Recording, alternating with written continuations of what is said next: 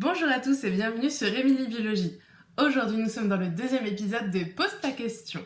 Il n'y a pas longtemps, un élève m'a demandé ce que c'était une étoile filante. Je vous propose alors aujourd'hui de vous répondre en vidéo. C'est parti, générique!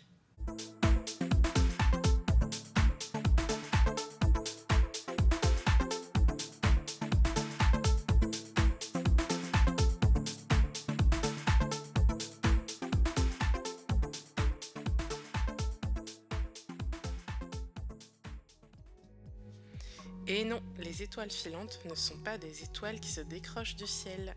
En réalité, ce sont des grains de poussière ou des petits cailloux qui pénètrent l'atmosphère de la Terre.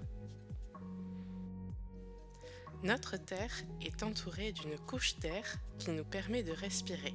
C'est l'atmosphère. Quand un petit corps céleste qui dérive dans l'espace est attiré par la Terre, il traverse cette atmosphère. Il est alors appelé étoile filante ou encore météore. Lors de son arrivée dans l'atmosphère, la météore va à une vitesse dépassant les 20 000 km/h.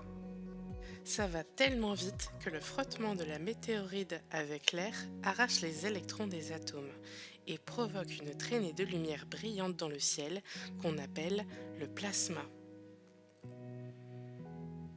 La plupart du temps, ce corps céleste brûle en totalité avant de toucher le sol. Si un morceau y parvient quand même, on l'appelle alors météorite.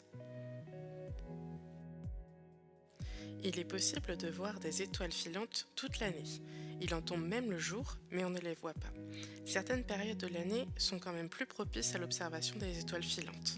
C'est le cas par exemple entre mi-juillet et fin août, où on peut observer les Perséides. Chaque année, la Terre traverse un nuage de poussière et de cailloux laissés par la comète Swift-Tuttle, dont l'orbite, c'est-à-dire la route, croise celle de notre planète. Ces débris pénètrent alors dans l'atmosphère, provoquant de belles étoiles filantes des Perséides.